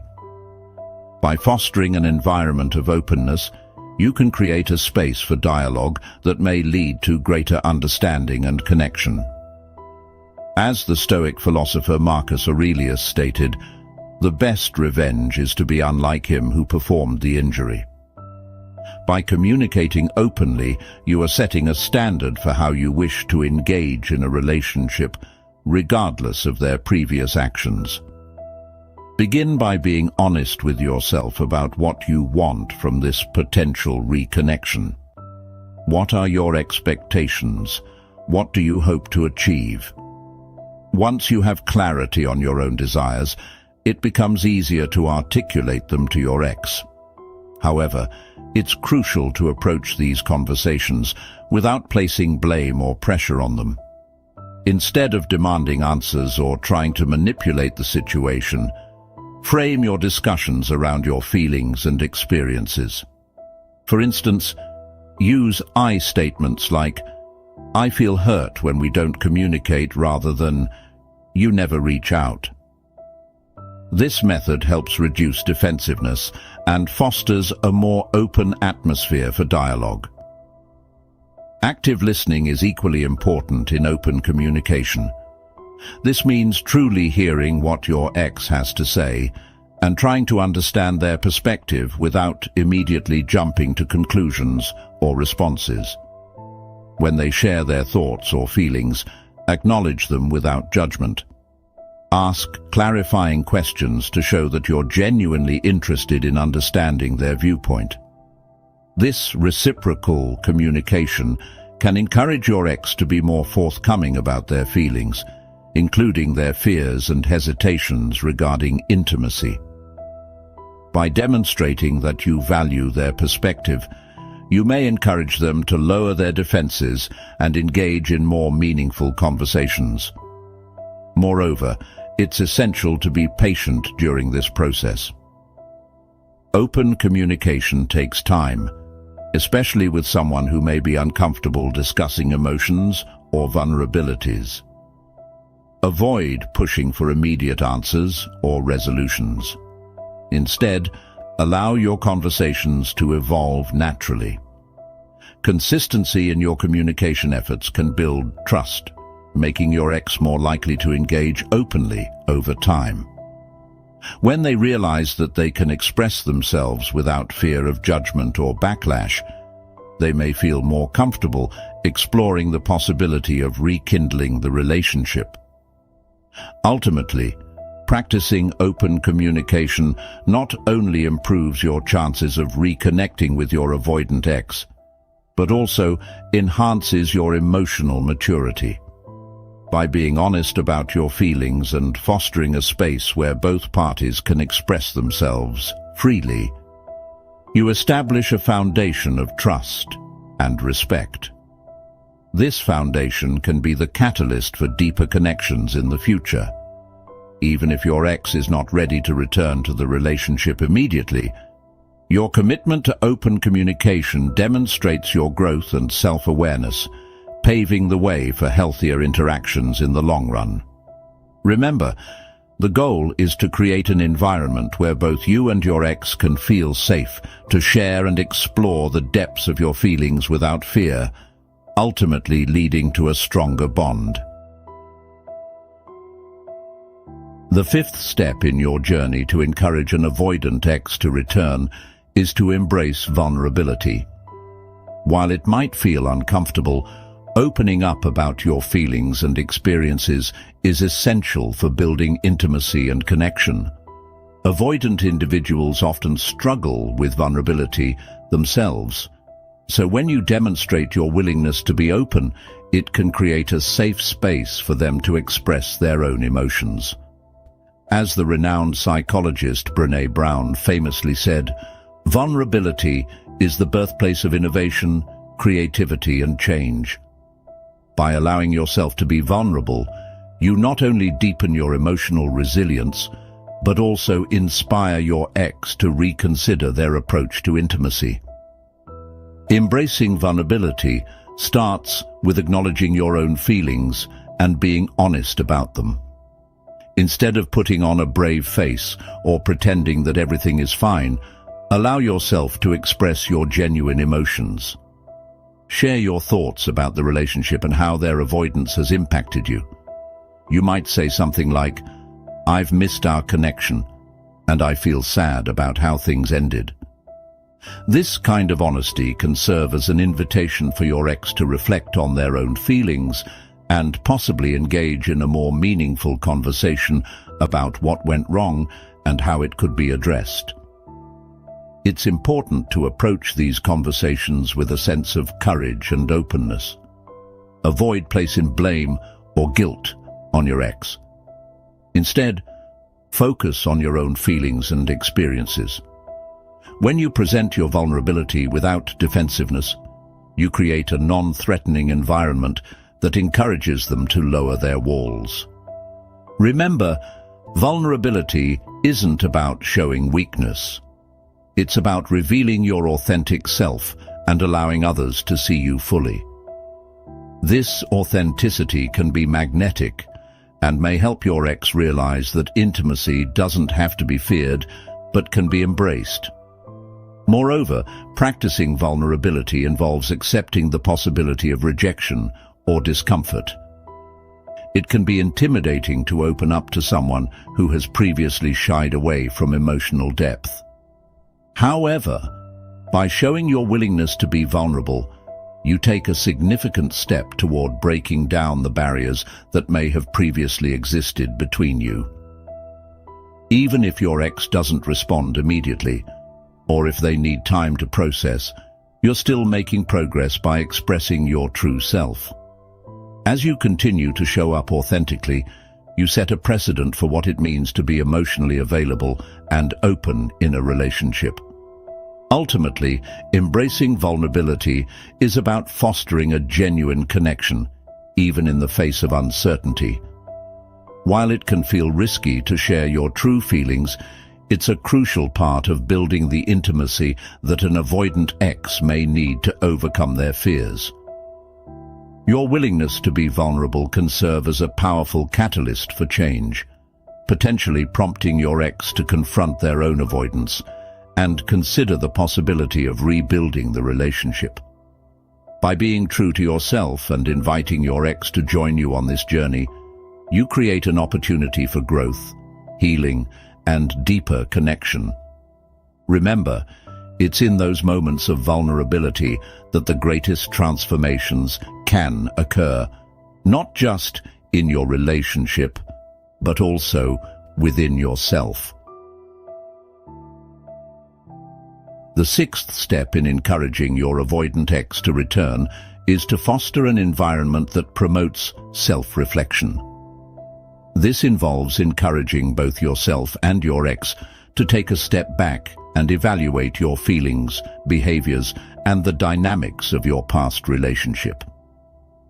Self-reflection is a powerful tool that allows individuals to gain insight into their emotional patterns and motivations, paving the way for personal growth and improved relationships. As Socrates famously stated, "The unexamined life is not worth living." By encouraging reflection, you open the door to deeper understanding and potential reconciliation. Start by modeling self-reflection in your own life. Take time to journal about your thoughts and feelings regarding the relationship and your ex. What worked and what didn't? What were the moments of joy and what were the sources of pain? By engaging in this process, you not only gain clarity about your own emotions, but also demonstrate to your ex that self-examination is essential for growth. When they see you taking responsibility for your part in the relationship, It may inspire them to do the same, leading to meaningful insights and discussions. When communicating with your ex, gently encourage them to reflect on their own feelings and experiences. You might say something like, "I've been thinking a lot about our relationship and what we both went through. Have you had any time to consider how you feel about it?" This approach allows you to invite them into a conversation about their emotions without pressuring them. The goal is to create an atmosphere where self-reflection feels safe and encouraged, rather than confrontational or judgmental. It's important to be patient during this process. Avoidant individuals may initially resist self-reflection, as it can force them to confront uncomfortable feelings or vulnerabilities. However, by maintaining a supportive and understanding attitude, you can help them feel more comfortable exploring their emotions. Remind them that it's okay to take their time and that self-reflection is a journey, not a destination. Encourage them to consider what they truly want and need in a relationship, which can lead to a more genuine connection between the two of you. Ultimately, fostering self-reflection is about creating an environment where both you and your ex can grow and learn from your past experiences. By encouraging each other to examine your feelings and behaviors, you open the door to deeper understanding and healing.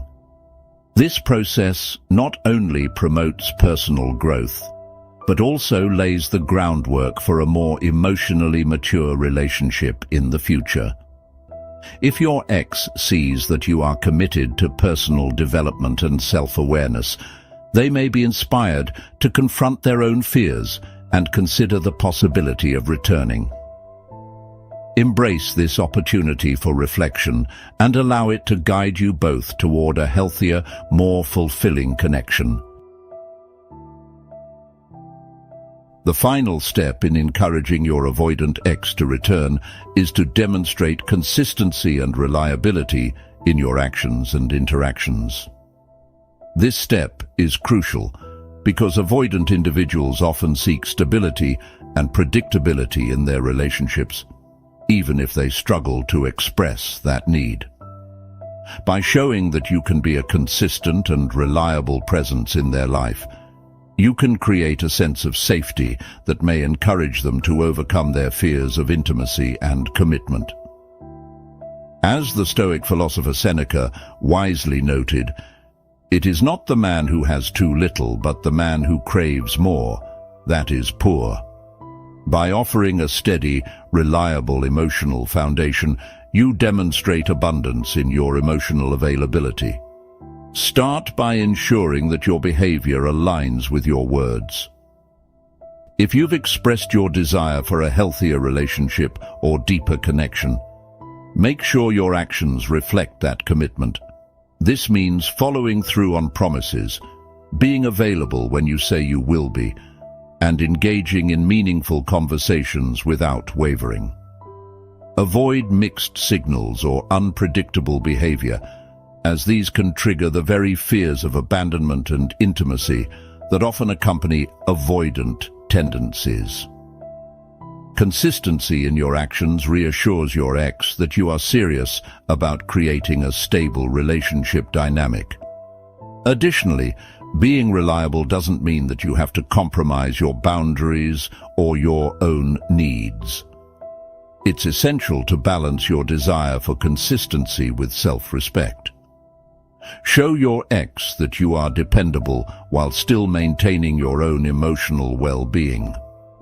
For instance, if they reach out during a moment of vulnerability, be there to support them, but also communicate your own needs and limits.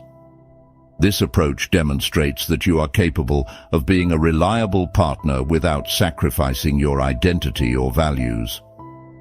It's also important to cultivate consistency in how you respond to your ex's behavior. If they exhibit avoidance or retreat during moments of closeness, respond with understanding rather than frustration. Show that you are willing to be patient and that you respect their process, while also maintaining your own emotional health. This consistency can help build trust and demonstrate that you are a safe person to engage with emotionally, ultimately making it easier for your ex to lower their defenses. Finally, remember that demonstrating consistency and reliability takes time. It's not about rushing to achieve a particular outcome, but rather about showing up authentically and steadily in your interactions. As you embody this reliability, you create a stable foundation that allows both you and your ex to explore the potential for reconnection. The more they see you as a consistent presence in their life, the more likely they are to reconsider their avoidance and the possibilities for a healthier, more balanced relationship. Embrace this opportunity to show your ex that you are committed to both your growth and the potential for a renewed connection grounded in stability and trust. Ultimately, your consistency can be the key that unlocks the door to deeper intimacy and understanding, paving the way for a meaningful reunion. As we wrap up this exploration of how to encourage an avoidant ex to return, remember that each step we discussed is not just a strategy. It's a journey of personal growth and self-discovery. By establishing firm boundaries, focusing on self-improvement, cultivating emotional independence, practicing open communication, embracing vulnerability, encouraging self-reflection, and demonstrating consistency, you are not only working towards rekindling a relationship, but also becoming the best version of yourself. In this process, it's essential to keep in mind that change takes time. Avoidant individuals often need space to reflect and reconsider their feelings. While you might feel the urge to rush the process, patience and understanding are crucial.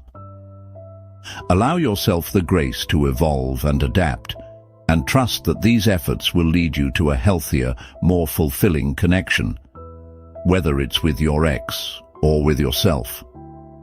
As you navigate this path, take a moment to celebrate your growth and progress. Every step you take toward understanding yourself and fostering healthy relationships is a victory in itself. And remember, it's not just about winning your ex back. It's about creating a life that you love and deserve. If you found these insights helpful, please take a moment to like and subscribe to the channel. Your support allows us to continue creating content that empowers you on your journey. We'd love to hear from you in the comments. Share your thoughts or a mantra that resonates with you based on today's discussion. And if you want to dive deeper into personal growth and relationship wisdom, consider joining the Ace Wisdom family as a channel member. Your support helps us produce better quality videos and resources tailored to your needs. Together, let's create a community that thrives on knowledge, understanding, and connection. Thank you for being part of this journey. Remember, every ending is just a new beginning waiting to unfold. Keep moving forward with courage and compassion, and you'll find the path that leads you to the love and fulfillment you seek.